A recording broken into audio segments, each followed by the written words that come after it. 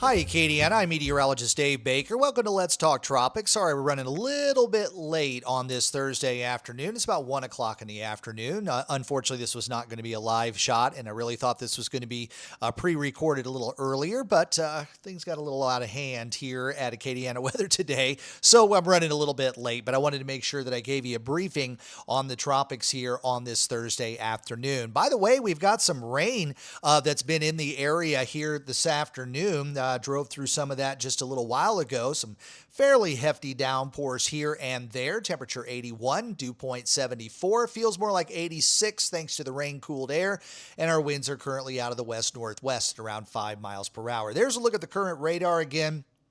Spotty showers are out there, maybe a little bit of a rattle of thunder here and there. Some heavier downpours there north of Lake Charles. That's going to stretch into portions of Allen and Jeff Davis Parish. And we've had some moderate rains here in Lafayette. Those seem to be dissipating fairly quickly there. But on and off, I think we're going to be seeing those scattered showers and thunderstorms. Notice more of the widespread rain. That's part of a frontal boundary that's lifted to the north. Also, a lot of upper level energy. And some of that is going to be sinking closer to home as we head into our Friday. Checking out the traffic cams. Again, we do have some rain in some areas there at the I-10, I-49 interchange here in Lafayette. Also, Louisiana Avenue seeing some rain. Breaux Bridge has some rain coming down as well. Same there at I-10 and I-49 westbound and Ambassador Caffrey, although it's a little bit drier up toward Opelousas and Alexandria. So we've got a dip in the jet stream, and that's been kind of the pattern here over the last couple of days. So with that dip, we've seen some slightly cooler temperatures come in across the eastern half of the country while a ridge is built over the west and things are a lot hotter. In between, the flow kind of comes in from the northwest and kind of slides in this direction. So the showers that we're seeing here are eventually going to sink a little bit farther to the south toward the Acadiana area tomorrow. So it does look like we're going to start out our Labor Day weekend a bit more on the wet note. And then on Saturday, there will still be some scattered showers and thunderstorms. And then we think maybe this trough that's here over the eastern half of the country might send a secondary front through and perhaps dry things out as we head toward the latter part of the holiday weekend. Boating outside of any showers and thunderstorms, winds are generally going to be out of the southeast at 5 to 10 knots and seas running about 2 to 3 feet. Do keep in mind, though, winds and seas are always higher around those scattered showers and thunderstorms. We've got a deep tropical flow that's coming in here off the Gulf. Fortunately, it's just that deep tropical flow of moisture that's kind of lifting inland, filling in ahead of that frontal boundary that lifts off toward the north. The rest of the Gulf waters are nice and quiet, exactly the way we want to see it here toward the end of August. And if you've got some beach plans over the weekend, Panama City looks gorgeous today, and so does Orange Beach, Alabama. But tomorrow and Saturday, there are going to be some rains out there. So if you got some travel plans, do keep that in mind. Some of the roadways are going to be wet there. Dauphin Island looks pretty good, and so does Southeast Texas here over near Galveston. Somebody out there in their boat. So pretty decent day there over to our west. We have a tropical wave that's rolling onshore there of Central America, and I think part of that might still be left of what was 99L last week. That's all going to continue to drift off toward the west. Some moderate to heavy downpours over Nicaragua, Costa Rica, and into Panama, and then most of that is going to work its way into other parts of Central America, so Honduras and Guatemala and Belize will be getting in on the action, and eventually that will scoot its way westward into Mexico. The rest of the Caribbean looks pretty good. We do have a bit of a tropical wave over the southern windward islands down toward Trinidad and Tobago. So this coming in here is going to be bringing some rains to the southern islands, while we got a little bit of disturbed weather, more of a tropical wave over the northern leeward islands. For now, it's just bringing some scattered showers and thunderstorms there. And as far as the rest of the tropical Atlantic, that wave moving off toward the west, a little bit more convection there, but not really showing any signs of organization. Next wave, though, is starting to come off of the west coast of Africa. A little hard to see right there, but as that rolls in, we're going to see a slight chance for some development here. There's a better look at the eastern satellite. Several tropical waves are out there. Nothing looking super interesting right now, but the tropical weather outlook that came out earlier this afternoon is showing at least a low-end chance for that tropical wave that's approaching the Cape Verde Islands. It might have a little chance for development here over the next couple of days. The global tropics hazard outlook is also indicating maybe some enhanced activity coming up not next week, but the following week. So as we go through our Labor Day weekend, we have no tropical worries here along the Gulf Coast. We'll watch that area over the central Atlantic, which is probably picking up on what that is there.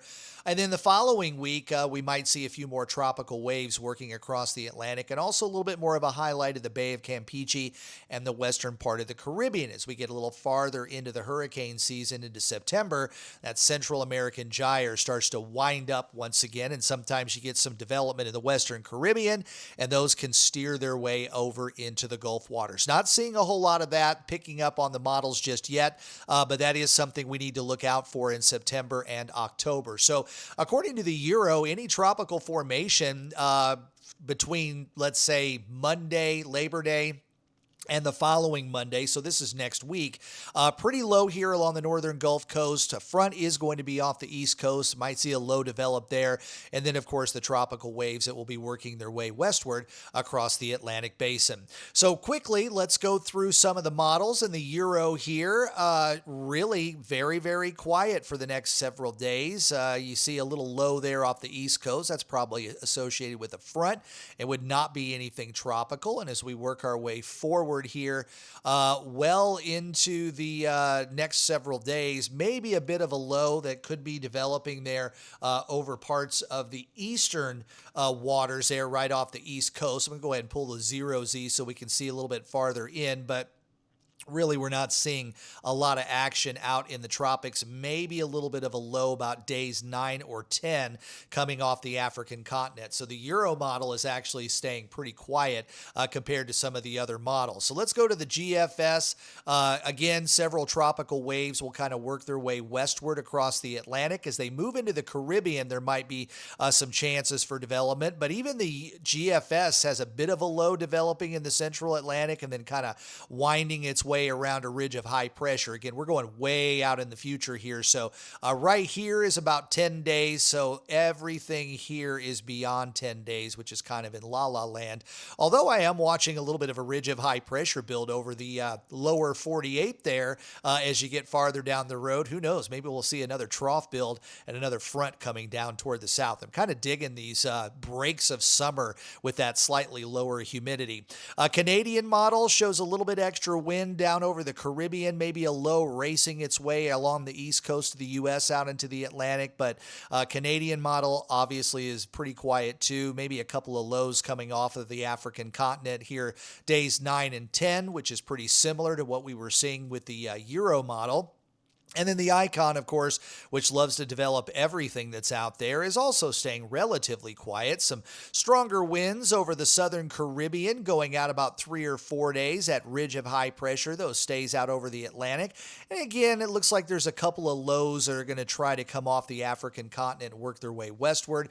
The Icon model only goes out 7 days, so we can't quite see as far as some of those other models. But really, the consensus is that things are going to stay relatively quiet here, at least for the next week, maybe the next 10 days. Water temperatures continue to stay pretty extreme off the South Florida coast and also the western tip of Cuba, much of the Gulf, seeing water temperatures above 30 degrees Celsius, which is 86 degrees or higher.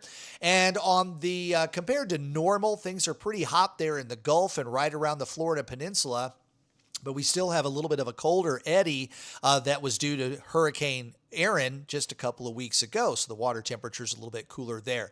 Keep in mind, though, as that Central American gyre might start to get going here over the next several weeks, when that lows there, you get these disturbances that kind of rotate around that, and occasionally you can get something to develop and kind of go in that direction.